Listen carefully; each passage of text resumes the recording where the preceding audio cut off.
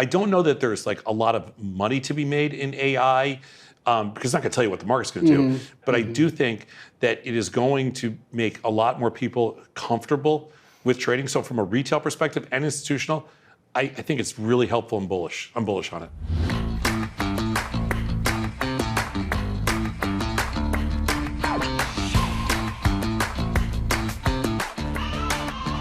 Options market maker, serial entrepreneur, disruptor, retail trader. Those all accurate? Who are you talking to me? I'm talking to you. I've been called a lot of things, but We won't get into that. Nothing else we can use here. Give us the 2-minute version. How'd you get here? Because you're not a born and bred Chicago guy. No. I was born and bred in New York. And after I got out of college, I got a job on Wall Street working for Drexel. They were like a really good boutique firm, but they were the only company that even gave me an interview.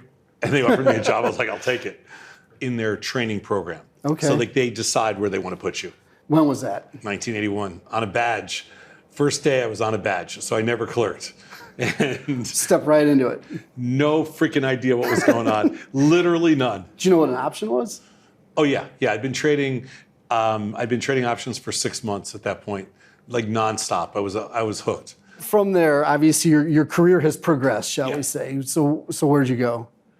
20 years in the S&P 100 pretty much the whole time, OEX. Until middle of 1999, we had an idea to build Thinkorswim. And Scott and I were partners then. We had built a prop firm. And we took the prop firm, basically broke it up, and decided to build Thinkorswim with the money that we had made over the last, decade and a half. So you'd left Drexel and started your own firm. Yes. Okay. Over 20 years. Yeah. Right. That's right when everything went electronic, multi-exchange listed. You could use some platforms like Daytech and Ameritrade. They were the first kind of platforms that kind of offered direct to $12.99 or something like that. Oh no! It was $12.99 ticket charge plus then like $1.50 or $2.50 a contract. Right. Yeah. Our first rate at Thinkorswim when we launched it was $9.99 ticket charge and $1.50 a contract. And that was cheap. That was the cheapest back then. That was the cheapest. First, we got bought out by TD Ameritrade, and then TD Ameritrade got bought out by Schwab. But what survived the entire thing was Thinkorswim. I used to joke with the CEO of TD, who later became the CEO of the SIBO, that Thinkorswim would be around longer than TD Ameritrade, and it drove him crazy. He used to be like, "There's no freaking way, like this. Don't even say that. That's ridiculous." And it did. It worked out. Yeah.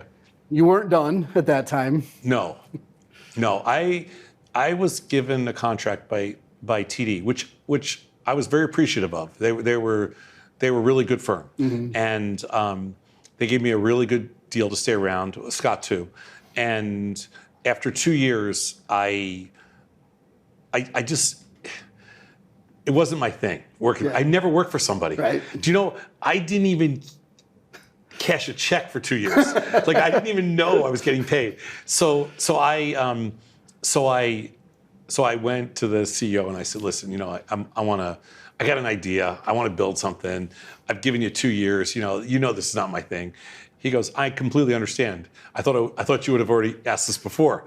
And he said, but here's the thing. I have no idea what you want to do, but I want to be part of it. So he's like, which was really cool. Right. He's like, I want to invest in you guys, whatever you decide. Yeah. And I'm like, fine, you're in. We're partners. Yeah. And then we started Tasty. So we decided we were going to build a network that was part comedy and part we were going to just talk about markets. So we were just going to talk about stuff, and we were also going to have some fun in the process of doing it. And it was going to be like probabilistic, quantitative discussions, not traditional financial media. It became really popular, and more so than any of us thought it would be. And then at that time, about 5 or 6 years into it, TD made an offer to buy us out. So we were like, okay, well, if TD's trying to buy us out, then we must have built something really good. Like we were just having fun. Right. We didn't want to get bought out. So then we started Tastytrade, the brokerage. Yeah. 4 years later, we sold Tasty to IG Group because there was 5 different companies bidding for us. And there were other companies even within that too. Yeah. And we got, we sold it for 1.1 billion. It was a good trade. It was a nice business. We loved it. We're still here.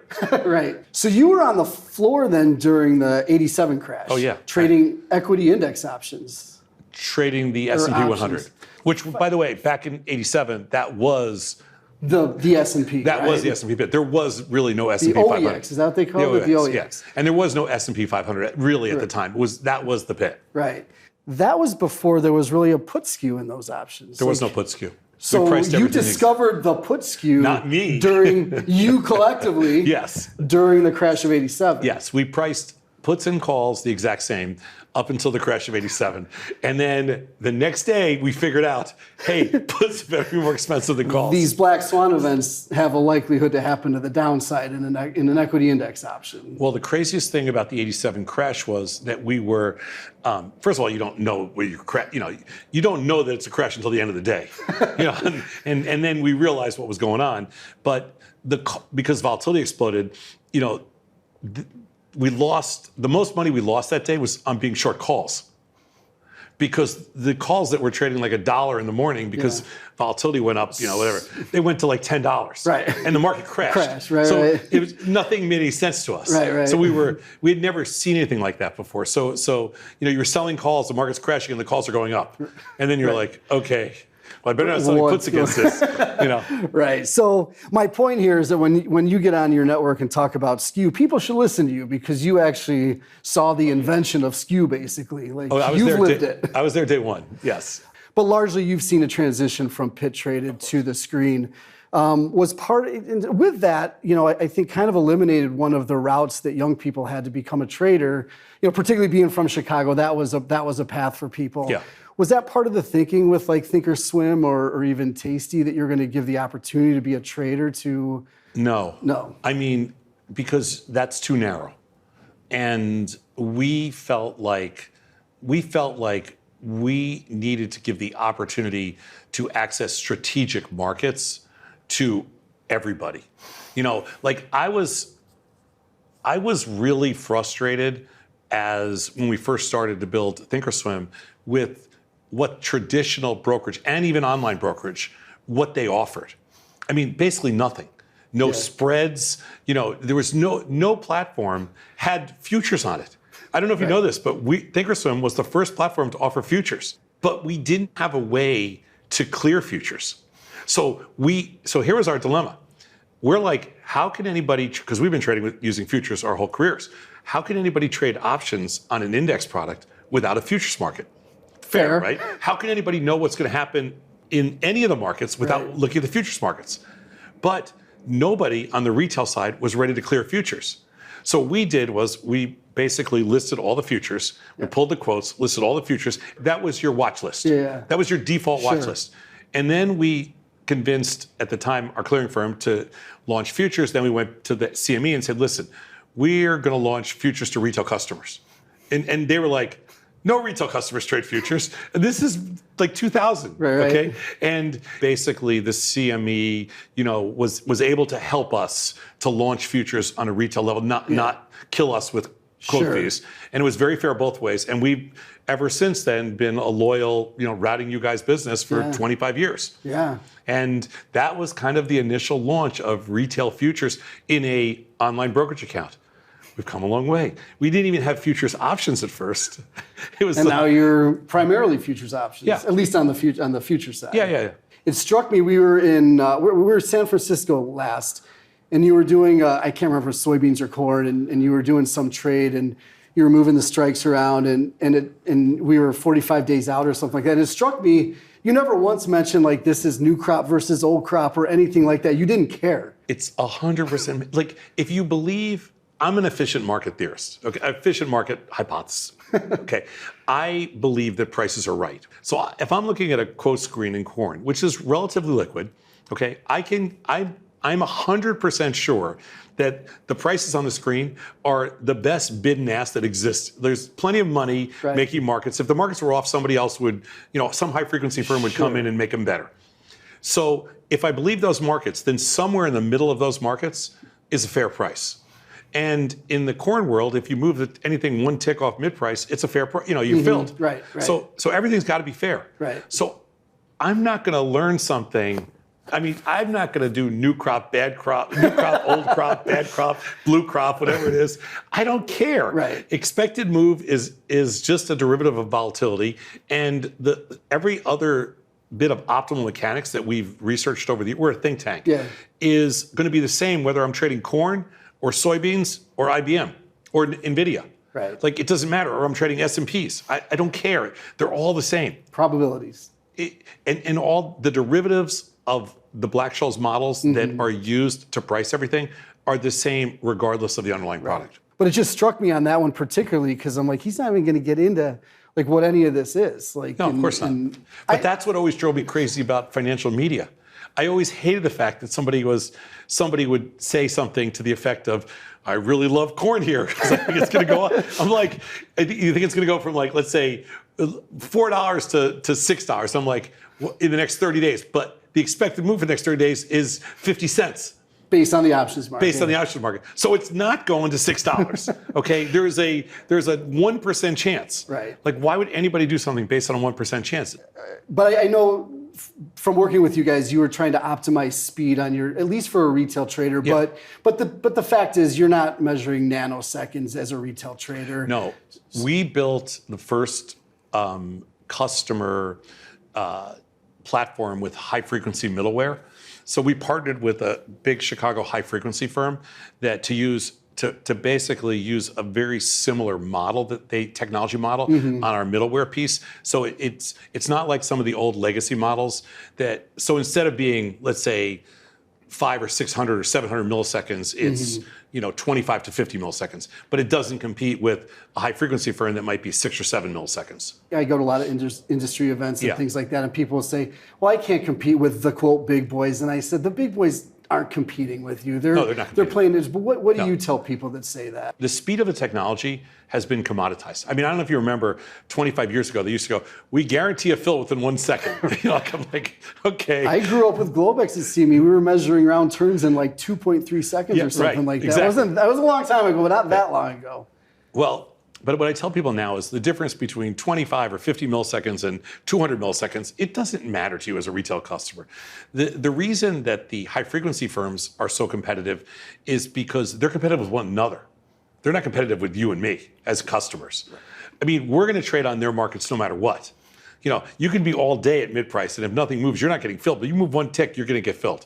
So all I want to be as a retail customer is not disadvantaged. Right. So with us, I want it to be the fastest so that our customers could never say they were disadvantaged. Yep. I didn't think I could be, even though I'm faster than like a competitor, I don't think that makes a difference. There's not a market maker in the world that's looking to pick off retail. They want them to be successful forever. Right. Like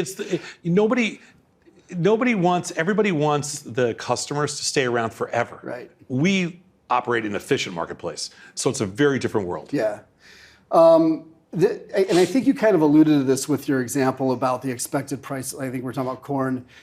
I've heard you say in the past that it's very, very difficult to hit on a black swan type event. Right. And that's why I think it's 4 to 6, but the options market's saying there's a 1% chance of that. And that's kind of how you guys teach this stuff. Yeah, I mean, there's the famous fooled by randomness argument, but the reality is that you cannot teach for an outlier event. I mean, you might wait 7 years. Like, what are you going to do in the 7 years? Right. You can't plan for an outlier event, and you never know when it's going to happen. It's impossible. Yeah. So that's why it's an outlier event. So you can do a lot of things that are smart along the way, like keep your trade size in check, keep diversified. You could use a bunch of different strategies. You can do all this stuff. Mm-hmm. It's like getting in a car and putting on a seatbelt and not drinking when you're driving or texting when you're driving. Like, you can do that, but you can't control, some other crazy driver doing something that you never expected, who going the wrong way down a one-way street or something. Right. It's the same thing with trading. You can optimize everything, you can be smart about everything, but there's certain events where the way we say it is the stock wins. That you can't control. Yeah. my son's hockey coach, the game didn't like you today. Yeah, that's right? the same thing. And sometimes it is, right? Yeah. So I've heard some funny stories, something about a wheelbarrow and silver down the loop of Chicago. What's the funniest story? At the Board of Trade, they used to have a 1,000-ounce silver contract. Nobody traded it. It wasn't a big, silver mostly traded in New York. And so, but we decided to buy, silver got down to $3, it got under $4. So it was we sold the 370 puts. And silver went under 370. And I remember I was short just 2 contracts. And my buddy was short, we were partners, he was short 2 contracts. So we decided we're not covering, we're taking delivery. And they're like, nobody takes delivery. And I'm like, we're taking delivery. You want the silver. I wanted the silver because I was going to go buy it. But instead, so we took delivery of 4,000 ounces of silver. Now, having no idea what 4,000 ounces of silver even meant or looked like. Right. We had this new clerk, he just started. We sent him to pick up it was at like a storage facility off of LaSalle Street. And we sent him with a cart to pick up 4,000 ounces of silver. The kid goes, do you know how heavy this is? It was so heavy. So he got a hernia, which he didn't have insurance we had to pay for. And the kid dragged the fourth. It didn't look like silver. It was like colored like green. And he pushed it down LaSalle Street into the Board of Trade building, up the escalators to our office. And they were monster. We left it there for like a year. We couldn't even carry it. And to this day, I kept it. You still have it? I promised both my kids when they got married, I was giving them the 1,000 ounces, and I gave it to both my kids. Nice. I hadn't heard that part of it. I kept it we bought it for $370, and it was like maybe $30 when they got married, whatever. Right, so right. It wasn't even a great investment for 35 years. Sure. Not horrible, but yeah. My wife tried to throw it out. Like, she didn't believe it was silver. And she's like, this rock, I'm throwing this crap out. Gotta get this out of the house. She tried to throw it out. She couldn't lift it. I mean, we'll make a little lesson out of that because some futures contracts are deliverable. If your contract's open, someone's got to deliver it. Okay, right? well, we wouldn't let. We don't let anybody do that. No, nobody, and that's kind of what I tell people who will say to me, well, I don't trade futures because I don't want an oil tanker showing up in my front yard. No retail firm will let you do it. No retail firm. 2 more things. I can't stop without asking you, what AI, right? Yeah. How is that going to affect the retail trader? Is it going to make it more level for them versus kind of like what we were talking about before? And then how is it going to affect just the brokerage industry? Well, the brokerage industry, I'll do that one first because I so far all we've seen is like help with support, education, things like that. I would say all positive so far. For the retail investor, I'm glad you asked this because I just wrote, I just did a speech. I just did the keynote at a risk conference in Mexico City, and my topic was AI and trading and risk and everything else, and how AI. But I decided to focus on just all the good stuff, and I came up with like 35 different ways that AI is going to improve, everything from managing outlier risk to managing, beta weighted deltas to managing, your overall position, your correlations. I actually had trouble coming up with negatives. Like, AI is so powerful, and if used correctly, can help so many different ways in option trading, in futures trading, in futures options, in alternative, products, derivatives, whatever you want to say. Yeah. It speeds up the learning curve enormously. Yeah. So I'm extremely bullish. I don't know that there's like a lot of money to be made in AI. Because it's not going to tell you what the market's going to do. But I don't know there's a lot of money to be made on fees and stuff like that. But I do think that it is going to make a lot more people comfortable with trading. So from a retail perspective and institutional, I think it's really helpful and bullish. I'm bullish on it. You're a Tasty/IG. Is this the swan song? Is this Tom's swan song? You gonna ride off into the Tasty and IG sunset, or you got something else in you? I've lasted over 4 years here since we did the deal, which is a long time for me. But I love to build stuff. So I'm going to probably build one more product. You can't stop. I can't stop. And I don't want to stop. Honestly, I'm not, I love, like, my favorite thing in the world is sitting in a room with like 8 people and just 8 smart people, techies and everything else, and just build stuff that's like, you know, AI fascinates me. The whole world of tokenization and digitization really fascinates me. And so I feel like, you know, my brain still works, you know, and I have the luxury of being able to kind of do whatever I want to do. And so I want to have fun. So yeah, I think I got one more in you. I think I got one more in me. Thanks a lot, Tom. Thanks, Craig.